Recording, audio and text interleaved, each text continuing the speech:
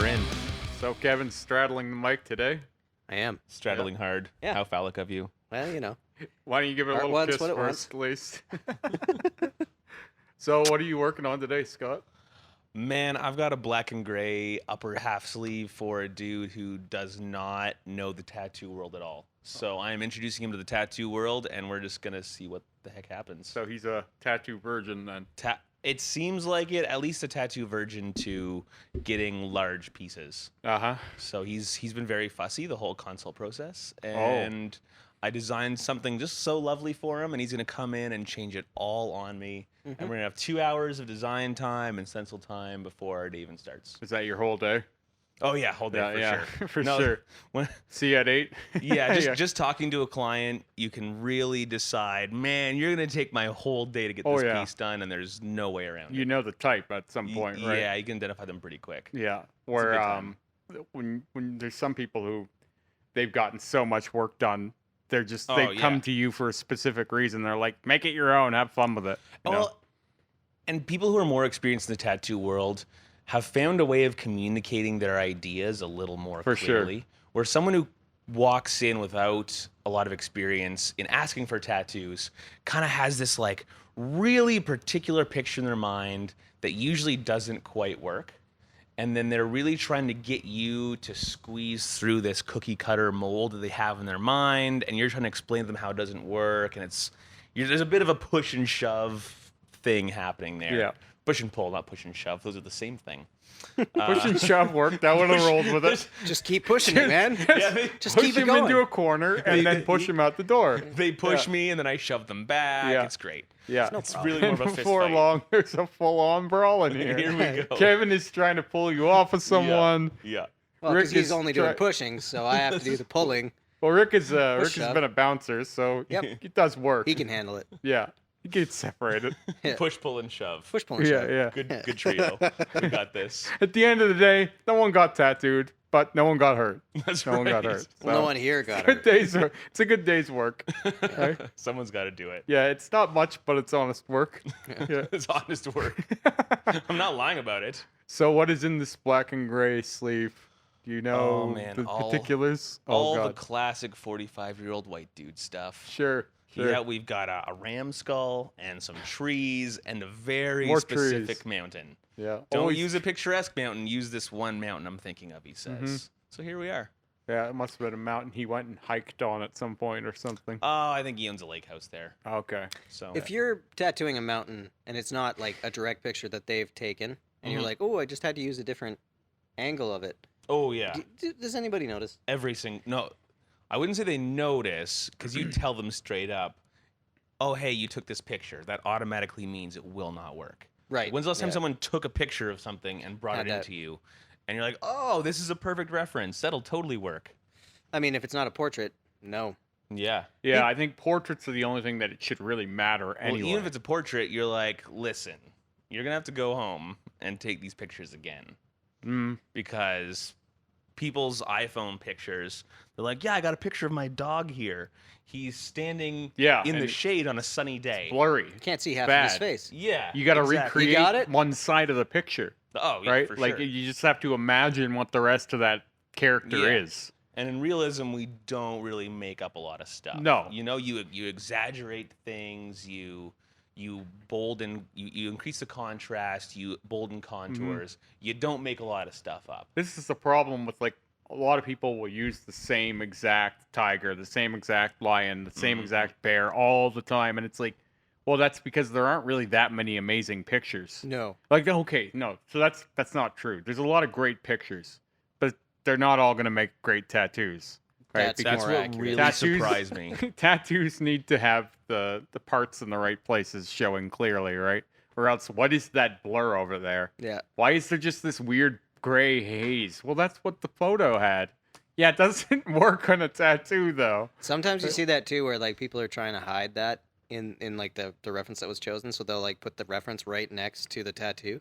Well, and the other Which thing is I've like, seen, hey, I've seen it this, where the they'll reference like had this weird I stuff did in the it picture. too. It had I like did a the wolf. picture. and like one ear is like hidden by something, Yeah. then you'll see an artist try and recreate the ear, but they'll have it in the wrong place, or it'll Yeah. be like slightly off.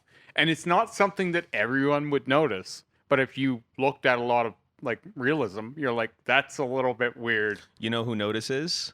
The artist. Yeah, Yeah. for And, sure. and they didn't sleep that night. Like, oh, I did the thing. Yeah, exactly. I did the thing. That ear was wonky and ridiculous. Like, what wolf has an ear like that, right? That's what you're probably thinking. But the A real person's wolf, walking away. actually. But the person's probably walking away like, man, this is awesome. Look how cool this is. Pretty much every stinking time. Yeah. I've met some people with some pretty horrible tattoos who are really stoked on them. This is why I always think that, like, most people, they're just looking for a reason to get a tattoo. And Big then time. they just come up Big with time. with something. Yep. What should I get this week? Like, it's like, I cared about this thing once. That would make a good tattoo. It's like, okay, you're just looking for the experience more than anything. You don't want just pain, though. Right? That's actually why I started getting Star Wars tattoos. Yeah. I was sick of this whole it needs to have this weird meaning thing. Oh, yeah. And those meta meanings are the ones you're gonna grow out of fastest. Yeah. Those like just breathe on your wrist. Oh, yeah. All those weird little existential things that you get in your 20s, you'll age out of in your 30s. The I've ones got you get a in your cross 30s, on my arm. A Ye- big cross on That's my a arm. great example, Mr. Christian. Yeah. Yeah, Nailed it. good time. Mr. Absolutely Christian. nailed it. I have a few. Like, I have a couple scripts on my head that I'm not sad about. And I have one on the back of my head for my son's mother that says strength in it. It's kind of typical. It's a big rose. It was red. Now it's black. But I got that when my son's mother died. Mhm. And that was cathartic, right? Yeah. And then I have a script on one side of my head, Life Must Go On. That was a tattoo my father was going to get. It's an Alter Bridge song. Okay. And he was going to Yes, get it it on. is. Yeah, he was going to get it on his wrist. That Oh, was yeah. the last tattoo he was going to get before he killed himself. Seriously? So I got that tattooed for him, but obviously I didn't have space on my arm. No. I did have space on my head. So that's why I got that tattoo. Jeez. Then my mother, in response to that, like him dying, she got This Too Shall Pass on her wrist. So then later on that year, and for her, I got that phrase tattooed on this side of my head. Yeah. So I have one for my mother and one for my father on Yeah. and Yeah, there's certainly no harm in getting They a don't tattoo that obstruct has anything. meaning, but it's when you go searching for Sure. it, and people come in with sometimes people come in with meanings, and it obviously was like they had a life experience, Mhm. and now they're here trying to immortalize that. Some people, and this is myself more of the time, wanted a good tattoo, and then had to come up with a meaning or an excuse. Yep. Is what it translates into. that's all it was for me at a certain point. Like And- once I had the money to do it, yeah. it just became, what do I like? What can I put here? What will fit Yeah, here? now the What- excuse you does know? it look cool? Is Yeah. that something I want? Is that going to Yeah. match my other tattoos? Yeah. Is that going to fit my body? Mhm. Well, I had like more or less this stuff figured out. Yeah. I didn't have my sleeves figured out. Those Mm-hmm. were cobbled together. Which is why I did the quotes that I didn't want to get rid of ever Yep. on my head, because I Yep. knew they would be out of the way enough that I could Mhm. like think I don't need to black out my head. I actually did think about it. Like I discussed it with I was talking to a friend of mine named Inked Travel Guy on Instagram. Mhm. He's got like a Japanese bodysuit. It's older though. It's quite aged.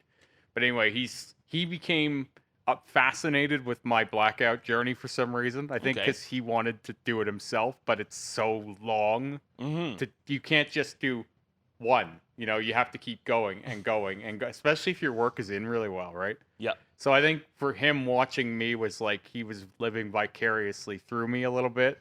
Well, if And- he's travel guy, he's not able to keep going to the same Yeah, he's artist always- for a year straight. Always moving around. and- Exactly. But anyway, he's living vicariously through me a little bit. I felt like, especially last year. And he's like, your whole suit would look so much better if you blacked out your chest, right? Like he kept kind of pointing that out. Like, hey, you should black out the eye eventually. You should do. And I'm like, with all due respect, I'm keeping certain things. And he's like, have you considered blacking out your head? Like, have you considered it? And I was like, you mean like the whole thing? He's like, no, like scalp and the side. And I'm like, so then I brought it up to Sarah. I'm like, I'm thinking about blacking out my head. She's like, don't black out your head. Head blackout, not a thing. Like that's not a look, right? You're gonna look like you have like a scuba or like a ski mask, a or something. wetsuit. Yeah, a wetsuit. Here's your wetsuit. Right? I'm picturing you as like an 80-year-old man with no hair left on a sunny day, and you have to wear a hat in the sun just because the sun beating down on your black head Sure. just cooks you. So hot. Yeah, All the like, time. That's the title of this podcast: "The Sun Beating Down on Your Black Head." Right? That's a great Well, out point. of context, that sounds bad. if we Yeah. Here we are. Got removed quickly. Yeah. So she didn't talk me out of it, but she made me see reason a little bit. Yeah. She doesn't usually. Like, she's usually on board for whatever nonsense I'm up to. But Is it weird that we're in the territory where I was like, okay, so if you black out your head, you're gonna have to black out your face, because like really, you would get that scuba look. yeah, you You would. know what I mean? Like, or I guess you could do a design like you've broached the chin You that know way. what? I said I was done, but I keep wanting to go more, but I'm not going to. Like, I want to do like I imagine doing something that would like black out these and like bring Wow. up like a weird like spiky thing like up to here. Yeah. So it would be like mostly like that. Yeah. But I'm like, that's a whole other layer of complicated. That's the thing, and that scene is changing fast enough Yeah. where I wouldn't be running to get involved in it. Yeah, no, and the other thing is like you get so many comments like not necessarily on my page, I get some, but like whenever I get tagged elsewhere, oh my god, it's annoying. Like I can't read the comments. I mean, I don't usually, but Mhm. like I get tagged in them sometimes, and so I'll just see them. Like one person was like, "This is a conversation that tattoo artists should be having with clients when they come in for heavy black work. Like, is it racially appropriate to do this work? Like, and it's like it gives me a Man. headache, right? And all I can, if I responded, it wouldn't be nice, so No. I just have to ignore it. It's like it's a fucking tattoo. I mean, don't get me wrong, if you had a racially loaded agenda, Sure. then yeah, that's a super racist thing. But Mm. in an open-minded world, hopefully people can see that that is certainly not what's going on here. Yeah, it's not what's going on It's here. completely unrelated, in Yeah. fact. Well, I think the problem is like people are gonna want to ascribe whatever intention they want to it. Sure. And usually what happens to these people is other people flog them. So Right. like they'll get mobbed Yeah. by people who think they're retarded or whatever, Mhm, right? mhm. And I'm not saying they are. I'm just saying it's for the same reason why I don't run too many of these like these stories. I did one this morning, so I shouldn't say I don't do them, but that one was pretty I brutal. did one this morning, but The guy said to me, because I posted that video with the septum piece, and he's like, "If you talk any funky shit, I'm gonna rip your nose right off with that ring." And I'm like, "Well, that was aggressive and That- ridiculous." That's a little bit Yeah, aggressive. Yeah, you're for gonna sure. rip my nose off. You've never even met me. I've never spoken to you, but you want to rip my nose off for some reason. Like, the aggression is palpable. You know, like what Some is people wrong with wake this? up fucking angry. What is wrong with this human being? He woke up and he had shit all in It's his like- bed, and he was just really. Can you mad that imagine day. if I sat down here and we're gonna do this podcast? I look you dead in the eye. I'm like, I'm gonna fucking rip your nose off. I've had I it with mean- your shit. part of me wonders is it like he's writing a little script in his head, and he's like, yeah, then like, and he gets all mad at me, and then I grab his nose ring. Oh, I should tell him this idea of mine because I'm a big man. It's not just that it's he's just- threatening you. It's like you coming to me and saying, "I'm gonna tear your ears off today because you're wearing shoes." Yeah. Yeah. Like it's the reason behind it. You can be really mad at someone to the point where you're not thinking rationally and you want to threaten them physically. Yeah. But to do that over a piercing is questionable. Like, Yeah. what about that piercing aggravates this What has person to the point inflamed of you? to the point of making threats? Yeah. Well, it's just you're different. Sure. You're the other. But man, like I see people who I don't particularly care for, and I don't say, I want to rip your nose off. You probably don't even think that. Like your I don't mind think doesn't that. even go there. That's not a healthy thought to have. You No, can't but- walk around wanting to rip people's limbs apart. There are politicians I have those thoughts about, Sure. but that's a highly personal thing, Mhm. and they've taken some actions that go against my moral grain to make me feel that way. Sure. It's not some physical appearance thing or some superficial thing that has made me feel that way. Okay, so let's keep on that. So Oh, good. I think politicians are the original influencers. So I think it's like Yeah, the I original. actually do, and I pulled that apart quite a if bit. you want to go too. there with it, the original politician would have been the leader or the most respected individual, male or female, in an early human tribe. Sure. So in your tribe of 50 or 100 humans, hunter-gatherer situation, there was one person who was the most adept socially, and they likely had to have other skills as a provider, hunter, whatever, or harmonizer within the tribe as well. This So is that'd be where the I original think, like, politician. But that Donald would be Trump- based on competence, and that's not what I'm talking about. No. Well, okay. But we're discussing where we came from to where we are. But where we came from to where we are, I think we're experiencing right now a very primal moment in politics, Yeah. where it's less about competence and less about being smart or being a great leader, and now it's just purely about being charismatic. And I think this is where our frustration comes in. I think that's why so many people are mad right now, is because they see someone who's supposed to be speaking for everyone, Sure. and rather they're speaking for Well, this a is- much smaller. But our group of answer people. is, well, The Rock should run for president. Joe Yeah. Rogan should be the debate mo- debate moderator, moderator, right? yeah. We're just like, hey, celebrities, hey, Oprah, you should run for president. It's like, Yeah. whoa, what's happened here? Well, that's where like Trump was a good example of this, and like I always thought this term was hilarious. This idea of career politician. Sure. That's like saying you don't want to go see a career surgeon. He's just in it to do surgery, and I Yeah. don't want that in my surgeon. what kind I of want someone politician that's should an he be? outsider, and he just wants to come in and do good surgeries rather than these surgeons that just want to keep doing surgery. Hey, they say that about Bernie Sanders. Oh, he's never had a job. He's been a career politician. It's like, yeah, he's been in politics his whole life. Now, So- if politics was an avenue that rewarded competence, I would be 100% on favor of being like, okay, well, are you good? Are you I'm gonna at devil's doing this advocate job? this distinction a little bit though by adding another piece of vocabulary into this conversation. Mm.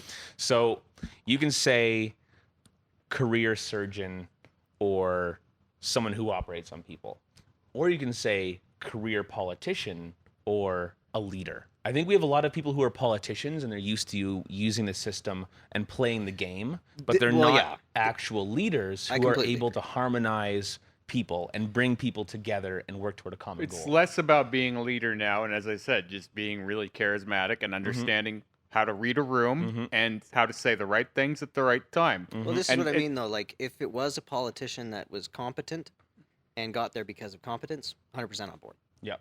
You know what I mean? Sure, but that's not what we want anymore, Yeah. right? Like, well, look what Sad. happens to the most competent people. They Yeah. get put on a shelf. Mm-hmm. They get laughed at, and they're gone. Mm-hmm. Now we have sleepy Biden, who can Mhm. barely make it through, an hour and a half debate.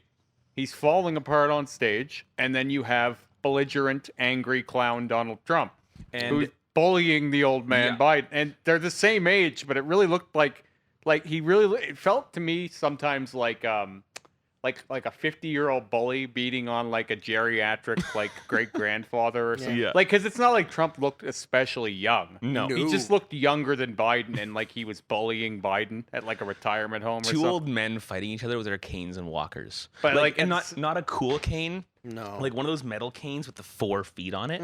With like- tennis balls on the bottom? And then all that kept coming out was, yeah, Biden was gonna beat himself if Trump hadn't have been so aggressive. Maybe he could have looked better. Yeah. 'Cause if you just let Biden do his thing, Yep. you know, a little more, he was gonna look worse than he did. Well, But yeah, because all Trump just kept beating on him and beating on him and beating on him, it's like, okay, he's dead. He's already dead. Let him be. Like, you killed him. Let him be. That's how it read to me. So I was having this conversation, like something quite similar to this last night, because I'm someone who pushes the center, not because I think we all need center values, because those are where my values lie, but rather because we all have to share our given countries, regions, areas, and we all have to see some common ground and work together. But what is most upsetting, so I brought this up to some friends just last night, and the pushback they gave me was yes, but every time someone tries to make a compromise and give a little bit, the other side just takes. And compromise isn't actually given. The one side just tends to keep losing ground in that direction. And that Overton window, that window of what is open to be talked about in public discourse, just keeps sliding in one direction. Which direction? It's going to be left. Yeah. Well, right. We Historically, can't, in the past decade, progress, right? in the last decade or two, it's been right though. But politically speaking, so the mindset of the people has been sliding. Say that again? So the mindset of the people has been sliding Left. Yeah. And a little bit more socialist is the wrong word, but you know what I mean. Mm-hmm. Humanitarian is really where people's perspective has been sliding. Empathetic, but politically speaking, not at all. We talked about this on an earlier podcast, how it seems as if we talk as if we're left wing, but we operate in a right wing manner, on especially in social media. Like everything is competition. Everything is about like beating the other guy, right? Yeah. We're fighting each other basically to get better everything. But we're acting like it's equality and we want everybody to be equal and almost everyone has the same chance and we're all kind of the same. But then we're promoting competition. Like it's a really weird moment where we're still living right wing, but we're acting left wing or something. Well, it's I think very odd. We have a discomfort with our own duality, because there's gonna be situations where like obviously we're not talking Canadian. Yeah, clearly like, nobody's talking. Who's Canadian. talking Canadian politics? Like it's just not I've happening. had people who are like, if you paid this much attention to Canadian politics, I'm like, yeah, but American politics is like you're waiting for someone to run down the ring and hit someone with a steel chair. You know what I mean? Like it's so much more exciting. People, Donald Trump was literally in the WWE at one point. Yeah, like of course it's more exciting. Yeah. People talk about, oh, fuck Trudeau and this bullshit, blah blah blah, and I'm like, honestly, I think he's kind of charismatic. I don't know what he's up to, so I can't lend any criticism because I haven't been paying any attention. Well, I mean, anybody that's grumpy about politicians is going to be grumpy about him because he's a politician. Exactly. Like that. Yeah, but if be grumpy about anyone. Oh, is he helping SNC Lavalin bribe someone in the Ukraine or some shit? Because everybody was blaming Trudeau, how you like do things like as if in COVID was his fault or something. It's well, that like, was Harper before him, right? Yeah, Harper was everything. Everything was a problem for sure, and it was always his fault. Yeah. Even though when you're the president or the prime minister, I feel like you're also just the fall guy. Yeah. Like you are the guy who gets flogged. I will say though, Trudeau for me, he's the weed guy. Yeah. I don't really care. Like I know he's going to be the everything else too and all the problems, but he's the weed guy. I think that's why he won, I can't find it in my heart to hate him. No, me neither. Yeah. Because like I actually knew could go people into a weed store either here or here. A block in either direction. Well, you're never going to get less than a block. See, you're never going to get that much done. No one guy's ever going to get that much done. But legalizing weed. So if you get one thing done, yeah, then you've done enough. Well, it's like Obama is to me. He's like, obviously, if you really want to look at his foreign policy, he killed a lot of people. He killed a lot of people. But in my mind, he will always be gay marriage guy. Yeah, like that's the one that he snuck in. And I think that as a legacy move, that makes a lot of sense. And also, almost, I feel like being a president, you're almost always going to end up killing people too. Like there's going to be blood on your hands almost always. Depending on how your foreign policy is. Also depending on where the world is at the time, right? It might not have happened at another time. You know what I mean? Look, say the world was completely peaceful and he took office. Maybe there's no blood on his hands in that case. I don't think are we talking Obama? Yeah. Man, I also think Obama got a shit deal. Oh, of course he did. Like he walked into a he was literally elected in government. 2008, bro. Oh, there was literally the biggest financial collapse in decades. And he was still in two wars. Sometimes it's timing, right? What if he came at a different time? What if he was elected in 2016 instead? Well, I mean, he would have had an easier time, unless it was a Republican before him that was continuously still just destroying the world with their economic policy, just supplanting a fake bubble constantly. That's technically what's happening now. Oh man, yeah. Like it's gonna be scary when that thing falls. Well, I picture if Biden gets in or some Democratic. Well, right now he's got what they're calling a 16-point wide lead. Oh, that was Hillary. But that was the Hillary's same thing. lead they said the exact same thing. Oh, I know they were saying the same things, but they're saying his lead is more substantial. Also, of course I they will. are. I will. 'Cause I the other know. one I didn't know. work. Hey, fair enough. I get it. They can control the narrative however they want. That's It's almost worse but- for him to have a strong lead. how Because like, I then, will I don't have say. to go vote. People I go for will the say underdog. I was a Bernie guy last time, and I'm a Bernie guy this time. Mm. If He's I too had old. been American, I wouldn't have voted. I'm not saying I would have voted for Trump, but I would not have voted for Hillary Clinton. Far Right. worse than Ugh. Joe Biden. Of You watched South Park, right? course. The giant douche or the turd Yeah, of sandwich. course. It's The giant like, douche, the turd sandwich. Yeah. We can't have anyone decent up there. It seems Yeah. like because Bernie, I would gladly vote for Bernie Sanders. Mm. Right? I love that man. I really like as much as It- we're talking Canadian politics here, but our multi-party system, even though it's a pain in the ass for certain things, you far more are voting for your party. We're at least trying. Yeah, like you're far more voting for your party rather than this dude who's the or gal. You start is looking at at the less top of about that what they're pyramid. about and more about who that human is. Yeah, Imagine the quote unquote leader of the free world Ugh. was someone you respected. Exactly. Can you Lovely. imagine that? Yeah. But okay, so this is my other trouble because now obviously we're moving away from politicians being a desirable thing, which will either work because it worked against Hillary, and it'll either work against Biden or it'll work for him this time Mhm, because mhm. maybe just people are done with the I think he's less loathsome than her. I really do. yeah, because he doesn't talk. When he does talk, he's a little bit funny sometimes. Did you see that viral clip of him? Sorry, to cut sure you off, did. but No. where he said, "I have great judgment. I married Barb or whatever his Jill. wife's Jill. Jill I Biden. married Jill, and then I I appointed this such dude." and such this thing." And he's talking to the troops, and he goes, "Now clap for that, you dirty Stupid bastard, you bastards. stupid bastard." Not dirty bastards. Whatever the hell he stupid said. bastards. But he sounded You dirty- drunk. He Yeah. sounded drunk and like he was gonna fall over. And I'm Oh, like, he's made a number of he did that one which everybody took seriously as though he had dementia, which was like when I got into the Senate 180 years ago. Like That's hilarious. He was roasting himself, but the problem is if you're going to do that, you actually have to be funny because I everyone think it takes is him funny. seriously because they're so worried about him. But the problem is, like, I don't care if they're worried about him. Like, I think a lot of the point is people they're not even voting based on policy or anything. It's just about, is this guy likable? Is he Right. entertaining? So Donald Yeah. Trump, I think a lot of what he did the first time was very entertaining. I still find him entertaining. You can't say he's not entertaining. He Here's can the theory. anger you. Here's the theory, okay? So, what if now obviously this can't happen, but does this change it? If all of a sudden because America has their two-party system or whatever, Sure. you have an election for the party. Then the party elects a candidate. Rather But than it by being a second What general do you mean, election. like Yes. libertarian versus green? But Like see- that's now we voted. This is the party versus this is the party. Yeah, so say like I mean right now they just have Democrat everything else is technically you're tossing your vote away But just that unfortunately, but party votes for Yeah. which nominee gets After. the actual seat. after. So, So, but- you're not voting for so you go to the ballot box and you're like, okay, I'm going to vote for my local representative, Mhm.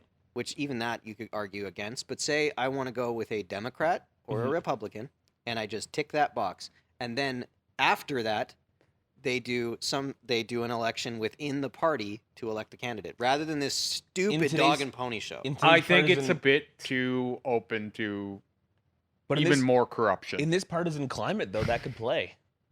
Like, Yeah.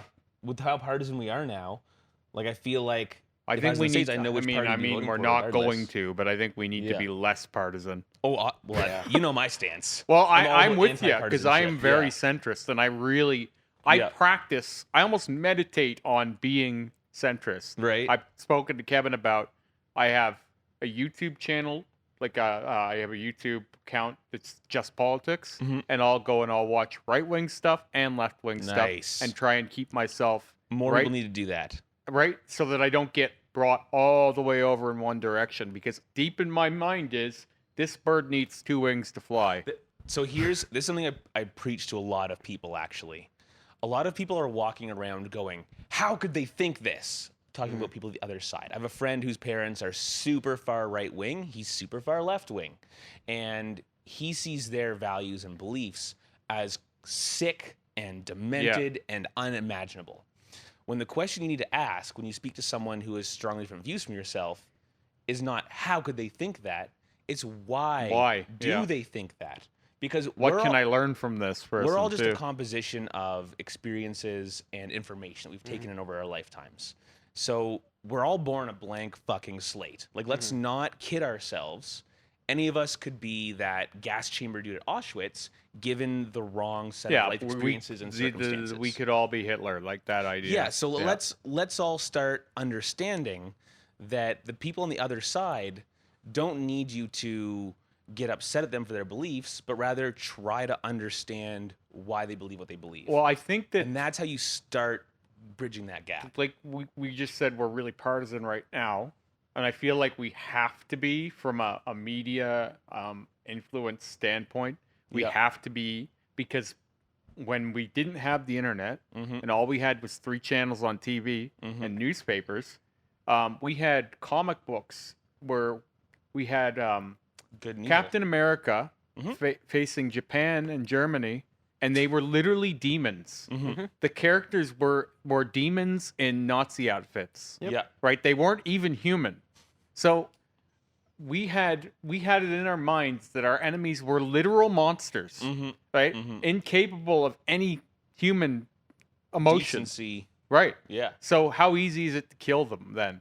Oh, right? super. How easy is it for us to kill the enemy if they're not even human? Have you watched that? Black Mirror. Yeah. Yeah, they did this. They Oh did this. my word! I watched But that this, the this other is day. this It's is an terrifying. exaggeration on that idea. Yeah. Right? Of if you make your enemy inhuman enough, you can smush them like we do ants. Oh, ant, why are you in the house?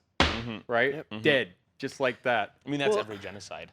Right. So now we can't do that as easily because we have too many avenues. No, So we do what it easier. So what we do instead of that is we silo people, right? So now we can't control the amount of channels you're watching, but we can make it so that you can only watch what you want, and then you'll get there on your own. You extremist yourself. Yeah, you over extremist time. yourself. Yeah. Because they can't extremist us necessarily anymore. We will do it for them, right? They give us that ladder to climb, and then we do it. It's like being led by the Pied Piper. Yeah, and That's it's how I it's look at one it. little step at a time. Yep. We're just slowly meandering there. Man, do you remember 10 minutes before the podcast started when we discussed not talking about politics? No, I don't remember that because Okay, we cool. immediately went into politics. Yeah. Well, I said, like, politics are, tricky. You know, it's hard though because like I don't want to talk about it, but at the same time, Politics are in everything. well, and we have this social media thing, and it's something that concerns all of us because we're in an avenue of needing to use it, and we engage with things like this. We get, and so it's like when we see it mirrored in politics, and we see it like that's at the highest level of, like that's our leadership, right? So if all of a sudden you've got what is essentially YouTube commenters of politics, which the stuff they do to each other in that stuff is crazy. And if that's the top down, what happens at the end of it? Like, it can only escalate. And like for us, we see this exemplified in terms of like what our engagement is down the stream, and it's a certain way, but that happens from the top. Oh, yeah. And that's why I mean, like, politicians are original influencers. They've been doing this shit to each Well, other. I should say I was watching. I queued up a bunch of political crap, and I'm fascinated always as we get to closer to the election that people always get more and more like down their stream. Sure. So like Tim Pool has become a full-on Trump supporter. At Yeah, this what point. happened? I don't know what happened. It seems like he's been co-opted, but at the same time, Kyle Kalinske He's seems like super left. he's gone like full-on for Biden. Yeah, And at one point, he wasn't even sure who he'd vote for. I know. And he was in trouble over it because he said, I don't know if I'm going to vote. I know. And people were angry at him. And now, Well, because you have to vote. now That's every, like their thing. every like Sure, we can't give you post-debate, good candidates, but every Yeah, but you have to post-debate vote. segment he's done has been pro-Biden. yeah, And I'm like, what? Did they get into his head and like take something out? But anyway, yeah. the point of the Tim Pool was he had Donald Trump up on Social Blade. I don't know Oh, if you yeah. know what Social Blade is, I've- but I use it.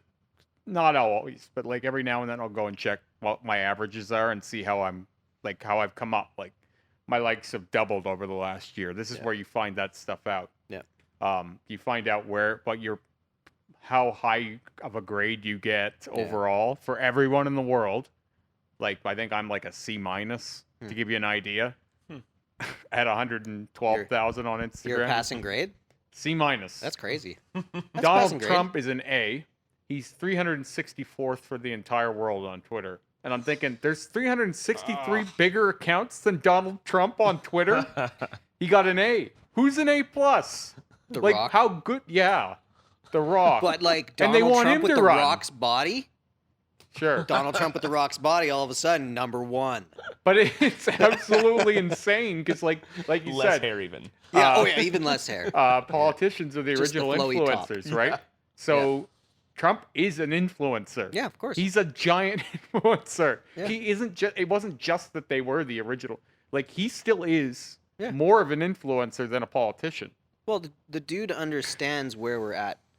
Like that. Yeah, these that like a people lot think of he's people have stupid. likened I'm him like- to a stand-up comic in the way that he Yeah. observes things. Yep. You know what I mean? Like his observational thing. A lot of what he says is very planned. There, these things that he knows are going to get. Dog whistling always, Yes. always, Which, always like, dog whistling. That's like a stand-up comic's job is to take a view of the world and present their spin on it. And in his way, he's doing the same. Yep. Which is terrifying.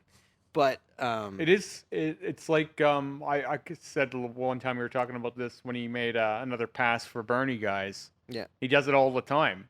He's always showing, even though he doesn't agree politically with Bernie, he's always, I really like Bernie Sanders. He was a good guy and they treated him badly. Yeah. Right. And Well, they did.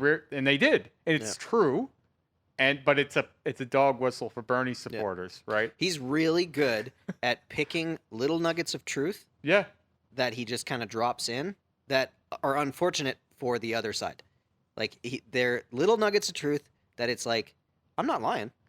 Here you go. Here you go. Yeah, you guys really screwed him. Yeah. That He was- seems look almost at that. like in Yep, a good world luck with where that. Yep. everyone is on strings. He isn't.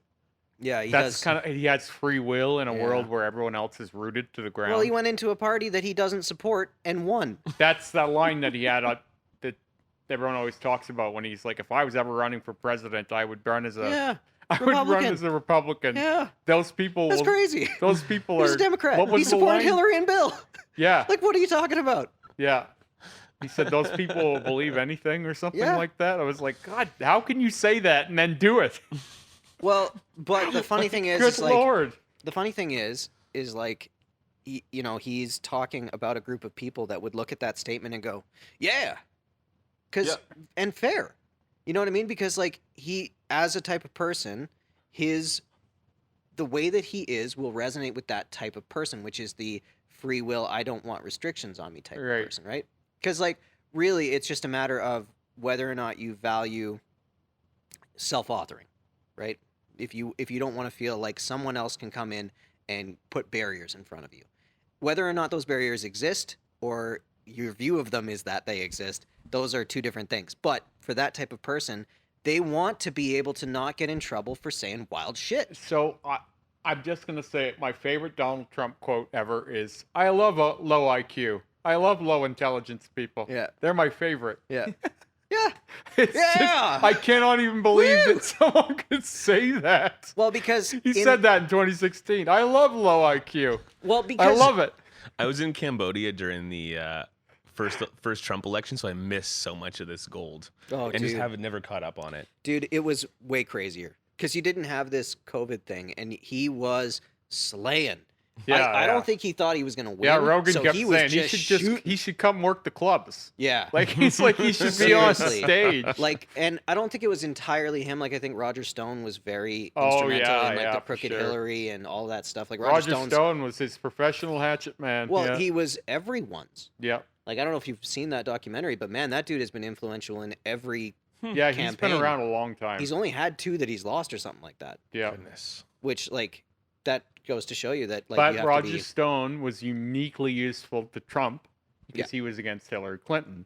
Yeah. And Roger Stone has a long history with the Clintons. Yeah, with the Clintons. Yeah. So it was a more dangerous weapon in his hands than anyone else's, I think. Yeah, he picked wisely Yeah. when he chose that man. But I mean, like, it was wild. Like the crooked Hillary thing, lock her up. Like they were, and he's not had so really many done any of that slogans. stuff because, to be honest, even though they're at odds in this thing, but like previous to that, Biden has been quite cordial to him, and vice versa. It's all political theater. Yeah. Because look at even now, Trump is sick and they've stopped the negative ads. I don't think anybody's stopped. That's what they keep saying. They've dropped all these negative ads. I mean, I don't watch TV. Oh yeah. Same. So well, I mean, I who can't. watches TV now?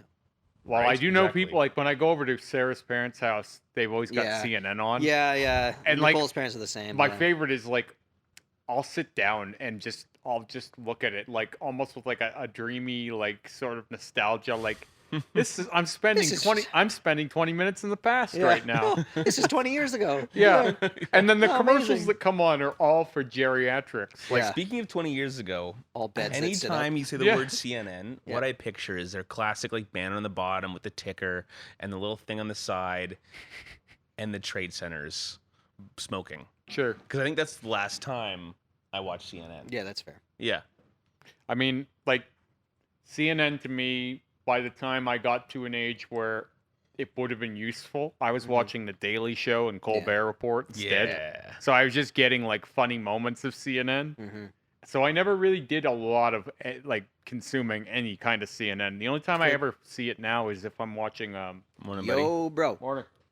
a debate that was on CNN. Yeah. You know what I mean? Or like Bernie Sanders will do a town hall, or Donald Trump will do a town hall, or something that on CNN, and then you'll watch a stream online. Yeah. Like that's the only CNN I ever get. So when I go to Sarah's parents' house and they've got it on, it's always like, what a strange world. Like, Yeah. this is really what people are still doing this. Mhm, I'm always thinking like they got the big suits on and the camera's dead on them and they're all smiling and everyone's They all got don't look like real everyone's got humans. polished Yeah. white teeth. Oh Yeah. my word, it's weird. Good lord, man, this Yeah. is not reality.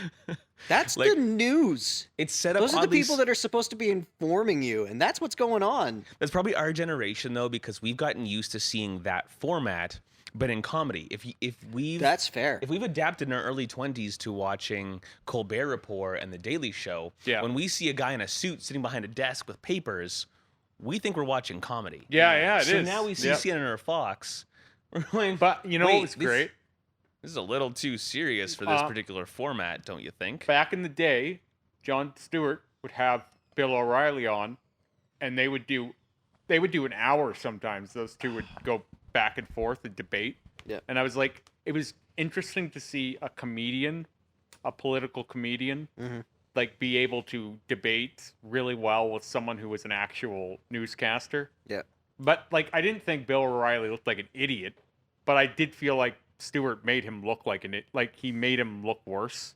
And you're like, this is what's happening. Comedians are becoming like they're more potent than the old newscaster. Well, Oh, they're- big 'Cause time. it felt like Stewart was using new tools against Yeah. O'Reilly's You're old mixing tools. entertainment with news.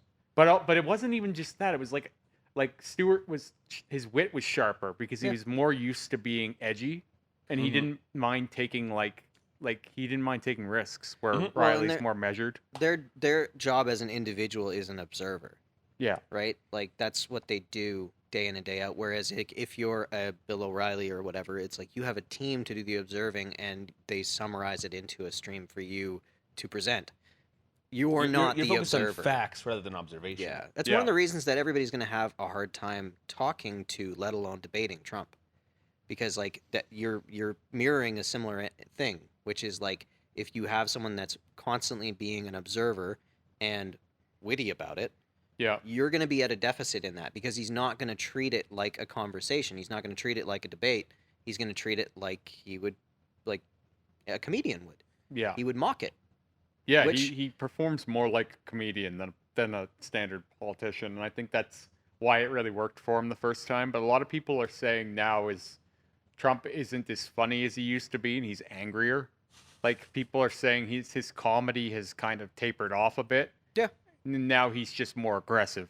Yeah. Turns out being Like, a president is hard. There and he aren't really there aren't sucks. as Right. well. Yeah. He feels like a little bit like a caged animal. Like he's Yep. biting now. Like Yep. Yeah. you've been at Well, me, and now I'm gonna snap back. After Well, a yeah. while, you end up in the cage. No Yeah. matter what you're doing, you are playing the game. You can be as catty as you want, but eventually you've got to actually play the game. And oh look, you're just a poor sucker like everybody else. Yeah, I Did think you hear the Melania thing? No. some leaked interview. No, she had a phone call, but you could hear in her voice how frustrated she is being in the role that she's in. And she says to I didn't too, hear she's it, just like, but- it doesn't matter what I do, they're gonna make it sound bad. Yeah. Because she was talking about different, because course. obviously she has things that she's supposed to do, and if she's actually gonna try and do anything good, it doesn't matter because it's gonna be portrayed as bad. What if we institute a third-party system, or sorry, a three-party system? But we can't institute anything. But Yes. let's try. Well, the three of We're us. three of us. Three We of got us. this. The three of A us. three-party system. And we'll We get got Rick it. on it. Right We'll get here. Rick in on it too. Yeah. yeah. We'll run the U.S. Where the third party is actually a governing body, a think tank, as it were, instead of an individual. Well, the idea of an individual is insane. Yes. And to be honest, the idea, and this is going to sound so stupid, but the idea of multiple individuals is insane. Yes. Like what's happening with the fact that they keep blocking the stupid COVID relief thing. Like what the US has done for COVID relief is nuts. They have 10 times our population and they aren't looking after anybody. And it's not their fault, it's the system's fault. I wonder why everyone's mad. I know, right? Why is Doesn't make any everybody sense to burning me. things in the Yeah. streets? Yeah. Wonder why they're Yeah. lighting stuff on fire. I don't get it. It's Yeah, we so, don't have that problem here, really. well, I mean, we have our own, Yeah. but it's like that. This is kind of the example. We are kind of more left than the left. Yeah, we are. You know what I mean? Yep. Because whatever Biden's running on is not nearly as left This as is what what we I are. say. Oh, Like goodness, Bernie no. Sanders is a fairly moderate Canadian politician. Oh yes. He's Yeah. far left in America. Yeah. He's Here he would he's just be wanting to strike- give people what we've had for a very long Yeah. time. And And I sure think you don't. I He's think kind of a Harper. Yeah. I think he Pretty would go much. farther, but he wouldn't go as far as we have because No. people have asked him about some of our. We're pretty. Canada's pretty open about drugs. Like we're pretty good on all things drugs. Like Yes. in this town, we had the safe injection site, right? Yeah. Like we're pretty liberal when it comes. Bernie's not really there. And we're Alberta's the Texas of Canada. Yeah. Yeah. So in we're the least liberal, and we had a safe injection site here. But Exactly. I think what Americans probably fear in him is the slippery slope of the minute you start, where does it stop? You Well, know it what I doesn't. mean? Like they think all Bernie is AOC or something. Like it's the same thing. Well, and the other issue is that when it gets presented on the other side of things, whatever they're talking about gets presented absolutely nuts. Mhm. You know what I mean? And little things are snuck in here and there, and it's all these little weird chess game things that they're trying to one up each other on. I don't know. It's depressing a little bit. Yeah, for sure. It's definitely a little depressing. It's weird to be here watching it. It's like when you've got a neighbor that they're having a crazy fight at their house. Yeah, It's a yeah, and domestic- you're You're just just- hearing yeah, these you're loud just like- noises. You're just sitting there. You're like, wow, I'm fucking. Speaking of I'm that, just there not- was a really hilarious thing that happened in the 90s called Shut Up Little Man. Yeah. Do you know about this? Yeah. No, not Yeah. at all. Where these two guys were living next to these crazy drunken rednecks that would fight every night, Mhm. and they were quite loud, and one of them was like gay bashing the other one. Yeah. Okay. And one of them was an ex-soldier or something. But they would fight, and then everything would be calm for a week, and then they would be fighting again. Mhm. Mhm. And these two college kids couldn't sleep when they would fight, so eventually they wiretapped their conversations No. Yeah. because they went over there and they knocked on the door and they're like, "We're just trying to sleep. We got to go to school tomorrow." And the guy who answered the door was a very intimidating looking man with a beer bottle in his hand or something. And he Mhm, was kind of just like, "What are you asking me about?" And he was barely coherent. Mhm. Yeah. And they were terrified. So eventually they decided, well, we can't get them to quiet down. We'll tape all of this because it's kind of gold. Yeah. Yeah. And they made these tapes called "Shut Up, Little Man," and they did like an underground tape trade back in the 90s. Nice. And this thing blew up, and Yep. it got made into a play, and they A had like a documentary on it afterwards. documentary was amazing. Yep. Then they made they almost made it into a movie. No They almost way. had a movie deal all lined up, but it just fell through. I mean, a lot of these really hyped media things kind of run out of steam eventually. It is hilarious to this day. Like me and my little brother used to live together when I was younger. He lived at my house for 10 years, and I would just have it on casually every now and then, and we'd just be howling laughing because there was That something little like man. 10 hours of it in total. Good Yeah. lord. And every now and then I'll still send him a clip. Like there's various clips of varying length. Like the crucifixion of dinner is my favorite one. I had a decent dinner ready, but you ruined it. You crucified it, you little man. Right? They're just two aggressive, mean-spirited old men. So Well, I mean, we've had that trope forever. we're Grumpy watch- old men. We're watching that That's a great today, movie. right? Oh yeah, Okay, definitely. good. I But, can put some of it on. It was the documentary actually made it really kind of sad in the end. Yes. Because what you realize about them is like you're exposing addiction and mental health issues. also that these two deeply loved one another, Yeah. but they were just like incapable of expressing it. That's right. You know what I mean? Like they were, because they never left each other, Mhm. right? They were old drunks and they had issues. Mhm. And so you start out laughing, and in the end you kind of feel for them, Yeah. where you're like, oh, these guys were Where each of them could probably read a couple of books about self-discovery and communicating with their partner, Yeah. and they could probably be much happier in their lives. and they had a friend that would come and hang out with them every now and then. This elusive character named Mhm. Tony, and he had no real lean. He would just kind of play either side. Well, like any third party when a couple is feuding, Yeah. you're like, hey, I care about you both. I kind of want you to not be cunts to each other. That'd be great. Well, the guys who did the documentary, they met up because like both of the two guys were, well, one of them was like senile at the time. Mhm. The other one had passed away. Mhm. But they got an interview with Tony to kind of, what was the story with these two? Were Yeah. they lovers? Like, what was going on? And he didn't have much light to shed on it, but they weren't lovers, but they were great friends. Oh my goodness. Right. I mean, great friends is probably the wrong word, Right. but Yeah. Well, I mean, you'd swear they were enemies, but yeah. there must have been love there if they never left. Yeah. Like, how do Goodness. you war with one another for that long and you just, you know? So I think what this loops back around to is that Weird the detour. States is building a wall on the wrong border. Yep. I think it's time that Canada requests. But Canada, we should have a federal election where one of our candidates runs on building a wall on the U.S.'s dime. We need I to. feel like that'd be a great. No, parallel still here. on Mexico's dime. I don't know Oh, why. still- I don't know We're why, gonna but build it a just wall, is. and Yeah, Mexico's yeah, gonna. thank you. Even Mexico's like, hey man, what the Hey, fuck? what's up? What's up, going on Canada? I didn't do anything to you. Yeah. I don't know why, but that's just that's how it'll go. It had a good ring to it. We're gonna go with it. Yeah, sounds great. Yeah. The Mexico-Canada border. Yeah. So I wish we had a better climate. Oh man. Then we could just wall off and be Yeah, I could use Be better chill. climate for sure. yeah. quick topic change. You're Mhm. wearing glasses today. I am. I haven't seen you wear glasses before. So there's a story to these glasses. I that- have to have the that are story. at least a light brag. Sure. So Saturday we're disc golfing at Nicholas Sharon on the west side, So far, it's not a brag. right?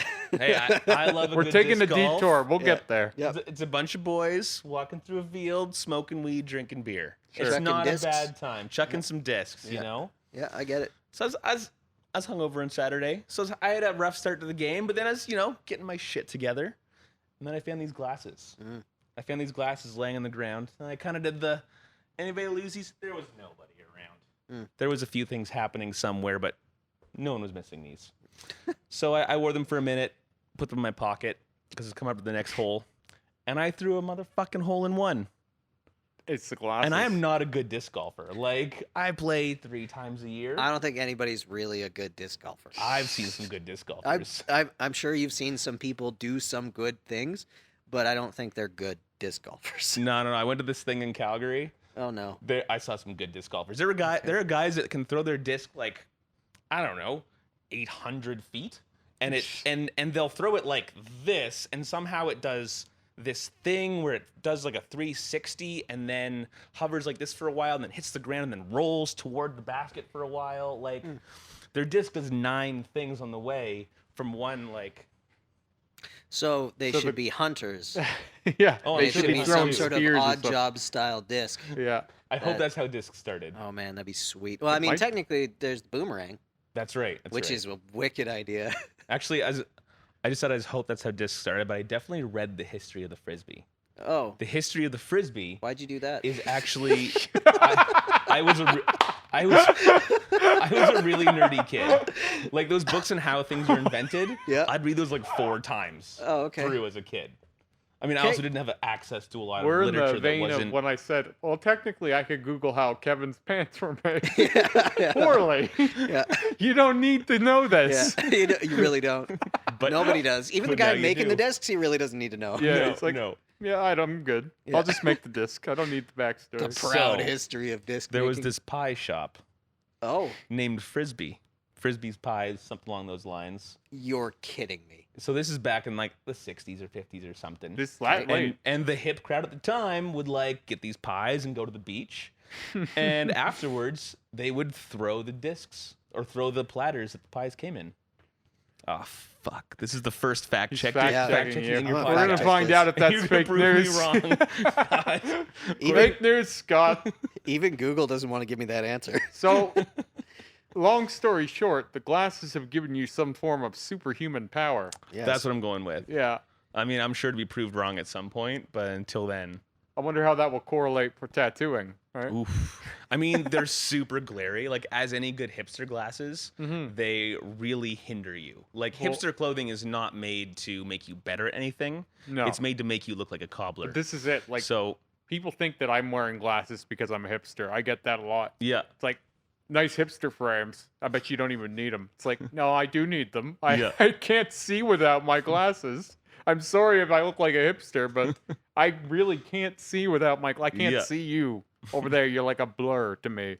My eyes are quite bad. I have like a stigma in this one, Goodness. and yeah, they're horrible. I'll probably my optometrist told me recently I'll probably be blind in one eye one day.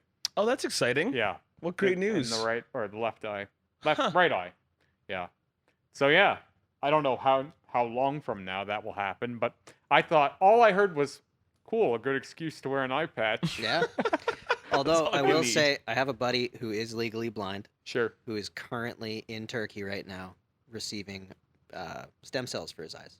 Oh. Yeah, they can do some crazy things. He had 10% vision. He's had one treatment. I think he's up to like 30%, Wow. and then he's in there doing How another much one. does that cost? Because turkey's really cheap comparatively, right? You know, I didn't ask. Because But they did like a GoFundMe. He's a producer in Nashville, so I'm sure he had the money anyways. But they did a GoFundMe or something to that nature to help. it's like him where get did this. Lee go for his hair, right? Yeah. Well, like they're the best in the world at Istanbul. that stuff. Yeah, so the thing is like if you were to do something like that, if you could do it here in Canada, it would cost you your bank account. Oh, yeah. Or it'd be entirely covered because of our dope free healthcare system, United States. Yeah, I little wink at mean, the- calling it dope might be the wrong word. It's Oh, dope. our That inefficient. it's dope that it's free. Yes. yes, And it's slow. It's moderately okay. Yeah. yeah. Have you ever had to pay for a COVID test? No. Me neither. Okay, fine. It's dope as fuck. Dude. Like on What I that- can't get my mind around is people in the States when they have babies and it costs. Oh my All word. right. That's got to be like That's insane. that's got to be a terrifying thing when you're So- like a young kid and you're like, oh, you're out on your own. You don't have parents looking after your bills and It's stuff cost you like that. $12,000 to have a baby. Yeah, like say you're some college kid and you get knocked up and it's like, oh, guess what? Good luck. Mm-hmm. That is the only one that really I can't wrap my mind around It's nuts. because So- you would think that much would be free. I was living in Mexico when Yeah, I was not in the 21. States. 21 years old living in Mexico. That was my first time, like, or only my second time outside of like Canada, US. Yeah. Living in Mexico, and I'm having a chat with this Mexican dude who speaks decent enough English to communicate this well. And he's talking about having his second child, and he runs this little convenience store. So like he's of means, but still very modest means. Yeah. And he's talking about shopping around to find the best deal for having this baby. He's talking about his first one cost him $1,600 US, and now he's really shopping around. He's Good like, God. I found this one doctor who can do it for like $900, and like it's blowing my mind as a 21-year-old in Mexico going, wait a second, you have to save up to have a baby. Ugh. That blows my mind. Yeah. That's a hard one to wrap my mind around. Yep. For Yep. sure. Especially like when you look at, I mean, so we've known nothing but this. Yeah. Like, I mean, we're all Canadian. Mhm. And the modest increase in our tax compared to the way that the U.S. Oh, tax yeah. system is, that's insane. A modest increase is a big increase overall, though, right? Because say each one of us pays a couple percent more, Yeah. right? That couple percent goes to all of this, Mhm. right? Like it doesn't feel like much on an individual level, but it makes up a huge sum of money. And I'm Right. sure if you really look at how many different taxes we have, that's when it really adds up. You know, we have our property tax is $3,000 to $5,000 a year for a moderate family Yeah. home. Our sales tax is 5 to 15%, depending what province you're in. Mhm. Our federal tax, our provincial tax, our vehicle registration, each of these things are this much or this much higher than the U.S. Another So- odd one is our cell phone prices. Yeah. We've got the most expensive cell phone plans, like basically in the whole world. Yeah. Mhm. Like, how does that happen? Why is it so Uh, expensive here? So Because we don't have the the competition from the U.S. market. Like we don't have your whatever the. But those why is Sprints that? and all that. distance. They We have 30 million people. I really have no spread idea. over. We have a tenth of the people spread over the same place. So we have a 10% of the people using the same towers. So I used to work for an electrical contractor out east that actually installed all the Rogers towers Yeah. and all the antennas on top of buildings. And basically, we still need very similar infrastructure to provide the coverage that we have For a tenth of for the a population. tenth of the people. So then you end up charging each person using it more to pay up for Of it. course, because Yeah. literally it costs. Yep. I mean, obviously it's not as extensive as the U.S., but it's still Yeah. much higher per capita. Well, it's even like we were talking about the laser, like the laser we have here Mhm. shop. Yeah. I'm like, why is this so? And you explained to me like they're just very expensive machines, Mhm. and so then eventually you want to pay that off somehow, and the way to get there is by You have to charge more. yeah. Mhm. But it's insane. Like to me, sometimes it seems like prices for things are way out of scale. Yeah. Mhm. Well, Mhm. and so usually, if you don't have some sort of need associated with it, if you're going by the capitalist model, those things die out. Mhm.